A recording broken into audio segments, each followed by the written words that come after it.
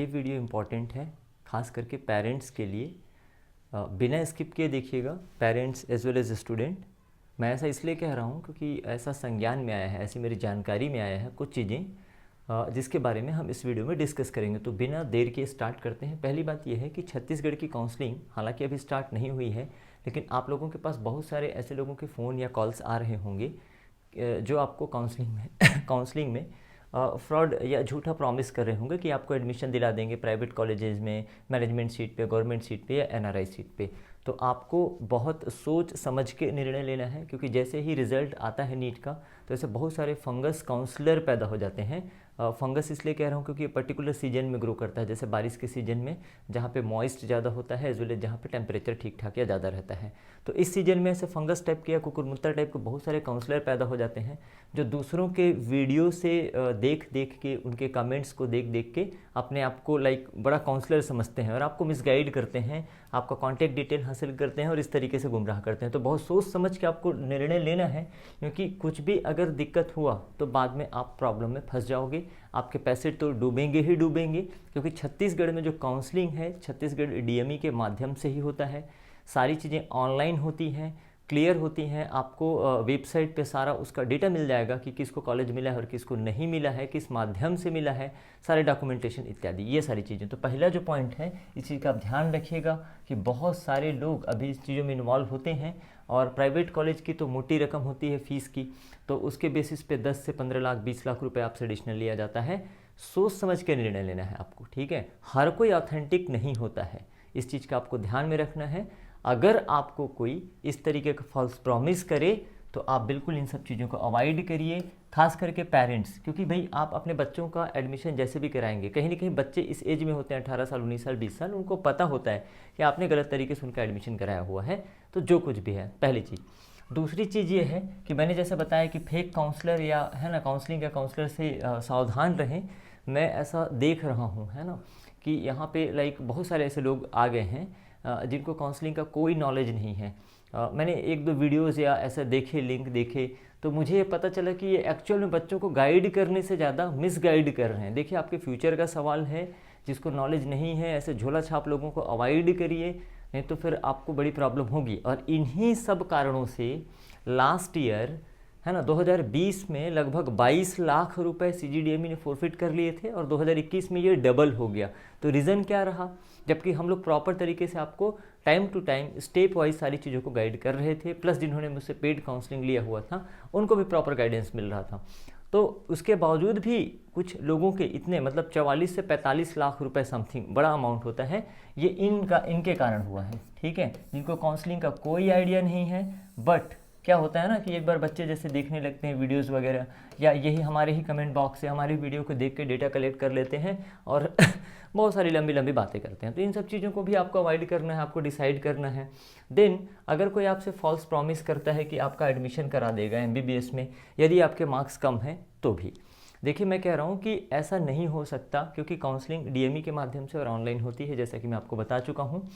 तो इस टाइप के फॉल्स प्रॉमिस, झूठे वादों से सावधान रहें। लेकिन क्योंकि आपका एडवांस जो अमाउंट है वो तो डूब जाएगा, ठीक है, आप उसको रिटर्न नहीं ले पाएंगे। क्योंकि सिंपल सी बात है यार, मैं ही अगर 20 लोगों से 15-15 लाख रुपए ले लूँ तो लगभग 3 करोड़ रुपए होते हैं, जो कि एक बहुत बड़ा अमाउंट होता है। आई बात समझ में?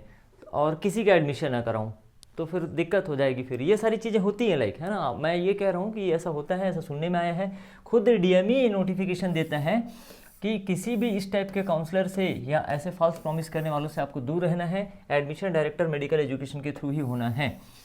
इसके साथ ही ये भी पता चला है मुझे कुछ फॉल्स डॉक्यूमेंटेशन का।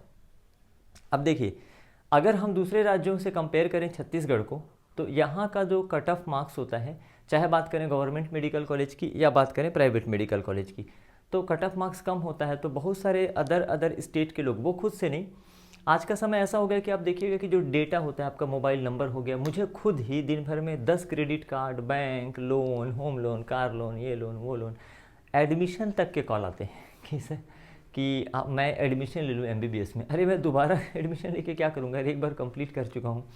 तो ये समझिए, तो डेटा आपका लीक हो जाता है, फिर आपके पास इस टाइप के कॉल आते हैं कि आप दूसरे स्टेट से बिलोंग करते हैं तो आपका डोमिसाइल छत्तीसगढ़ स्टेट का बनवा दिया जाएगा, आपका कास्ट सर्टिफिकेट बनवा दिया जाएगा, ठीक है, एट अ टाइम आपका ओरिजिनल लगेगा, बनवा दिया जाएगा और आपको हो सकता है कि एडमिशन भी मिल जाए। लेकिन बाद में अगर कभी भी, और ये सिंपल सी बात है, आजकल चीज़ें ऑनलाइन है मैंने कहा, तो चीज़ों को रिवील होने में या पता होने में समय नहीं लगता है। तो जैसे ही 1 साल बाद, 2 साल बाद, 3 साल बाद, क्योंकि प्रॉपर पीएमटी रूल 2018 में ये लिखा हुआ है कि एडमिशन के समय या एडमिशन के बाद भी कभी भी ये पता चलता है कि आपने डॉक्यूमेंटेशन में गड़बड़ी किया हुआ था, किसी भी टाइप का फॉल्स डॉक्यूमेंट सबमिट किया था, गलत डॉक्यूमेंट सबमिट किया था, या जो डॉक्यूमेंट आपने सबमिट किया था वो ओरिजिनल नहीं है, वेरीफाइड नहीं है, तो आपको उसी वक्त कॉलेज से लात मार के निकाल दिया जाएगा, आप कुछ नहीं कर पाएंगे। प्लस आपको बॉन्ड भी भरना पड़ेगा, ब्रेकेज बॉन्ड, जो कि बहुत बड़ा अमाउंट होता है गवर्नमेंट कॉलेज के लिए या इवन प्राइवेट कॉलेज के लिए। तो इस टाइप के किसी चक्कर में ना फंसें। अगर आपको आता है इस टाइप का फ़ोन कि कास्ट सर्टिफिकेट या डोमिसाइल बनवा देंगे ताकि आप यहाँ पे कम कट ऑफ मार्क्स पे, है ना, आराम से गवर्नमेंट कॉलेज में एडमिशन ले लो, है ना, तो इन चक्करों में ना फंसें। और एक और बात, अपनी बात कर रहा हूँ, अभी मैंने कोई पेड काउंसलिंग स्टार्ट नहीं की है, शायद नहीं करूँगा दिस ईयर, क्योंकि समय बिल्कुल नहीं है मेरे पास, ठीक है। लास्ट ईयर मैंने काफ़ी समय दिया था लोगों को पेड काउंसलिंग एज वेल, बहुत सारे बच्चों के ऐसे भी कॉल आ रहे थे जिन्होंने पेड नहीं भी किया था, तो उनकी हेल्प करी हुई थी। बट दिस ईयर मैं बिल्कुल समय नहीं दे पा रहा हूँ कि आपके कॉल अटेंड कर सकूँ या प्रॉपर, तो अभी मैंने स्टार्ट नहीं की है। कोई भी व्यक्ति यदि मेरे नाम से आपको फ़ोन करता है या यह बोलता है कि डॉक्टर मनीष जायसवाल के माध्यम से मुझे आपका नंबर पता चला है, तो वो 100% गलत है। हम RX एकेडमी या मैं डॉक्टर मनीष जायसवाल कभी भी अपने साइड से किसी भी स्टूडेंट को किसी भी रीज़न से कॉल नहीं करवाता। भले ही आप में से बहुत सारे बच्चे मुझसे कांटेक्ट करते हैं थ्रू व्हाट्सएप या अलग अलग मेथड से, ठीक है, तो मैं अपने साइड से कॉल नहीं करवाता किसी चीज़ के लिए। हाँ, यदि आपका कॉल आता है या मैसेज आता है तो जैसा मेरे पास समय होता है मैं उसका रिस्पॉन्ड करता हूँ, और कई बार नहीं भी कर पाता, ये अलग बात है, लेकिन अपने साइड से कभी भी मैं कॉल नहीं करता। तो कोई अगर आपको ये कह रहा है कि डॉक्टर मनीष जायसवाल बोल रहा हूँ या लाइक किसी भी टाइप का इस टाइप का, 100% फॉल्स है, झूठा है, बिल्कुल भरोसा मत करिएगा। मैं कॉल नहीं करता, ना ही मैं कॉल करवाता हूँ, या RX एकेडमी से कॉल किया जा रहा है काउंसलिंग से संबंधित। Is it clear? तो क्लियर होना चाहिए। अभी पेड काउंसलिंग स्टार्ट नहीं किया है मैंने। प्लस जिनके पास मेरा नंबर है वो अच्छे से जानते हैं, मैं सिर्फ और सिर्फ एक ही नंबर यूज़ करता हूँ। गूगल पे, पेटीएम, फ़ोनपे, व्हाट्सएप और बाकी चीज़ें तो मैं यूज़ नहीं करता। तो ये सारी चीज़ें, प्लस कॉलिंग के लिए भी मेरे पास सिंगल ही नंबर है, ठीक है। तो इसके अलावा किसी अदर नंबर से आपके पास फ़ोन आता है मेरे नंबर के अलावा, और आपको बोला जाता है कि हम आपका एडमिशन करवा देंगे या प्राइवेट कॉलेज में एडमिशन करा देंगे या गवर्नमेंट में, तो बिल्कुल पूरी तरह से वो फॉल्स है। तो इन चीज़ों का आपको ध्यान में रखना है। काउंसलिंग में आप खुद से पार्टिसिपेट कर सकते हैं, बहुत ईजिली, बहुत डिफिकल्ट नहीं होता है। फिर भी अगर कोई दिक्कत होती है तो इसका एक कोई सॉल्यूशन मैं लेकर आऊँगा। तो इन चीज़ों को आप खुद भी ध्यान रखिए, आप दूसरों को भी अवेयर करिए। कहीं ऐसा ना हो कि आपके पैसे भी बर्बाद हो जाएं, आपका समय भी बर्बाद हो जाए, आपको कहीं एडमिशन भी ना मिले। कोशिश करिए सही तरीके से आप खुद ही काउंसलिंग में पार्टिसिपेट करें, और कोई बहुत बड़ा टास्क नहीं है ना पार्टिसिपेट करना। खुद ही काउंसलिंग में पार्टिसिपेट करें और अपने काउंसलिंग के प्रोसेस को स्टेप बाय स्टेप, जैसा भी होता है, जैसे भी नोटिफिकेशंस आते हैं उसके अकॉर्डिंग प्रोसीड करें। सो इस वीडियो के लिए इतना ही। नेक्स्ट वीडियो में हम कुछ और अच्छे टॉपिक पे आपके साथ डिस्कस करेंगे।